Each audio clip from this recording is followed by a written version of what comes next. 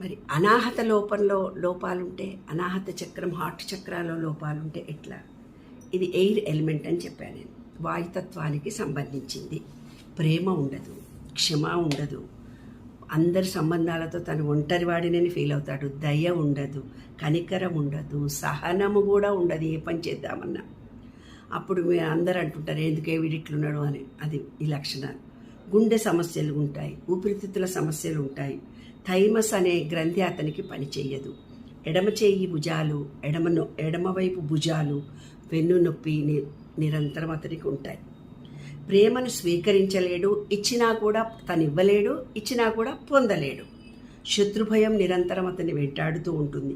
ఎప్పుడు ద్వేషపు ఆలోచనలు, ద్వేషంగా ఉంటాడు, అసూయతో ఉంటాడు, గతాన్ని తలపోస్తూ ఉంటాడు, ఒంటరితనంగా ఉండాలి అనుకుంటాడు. చిన్నప్పటి నుంచి అతను తల్లిదండ్రులకు దూరమై ఉంటాడు.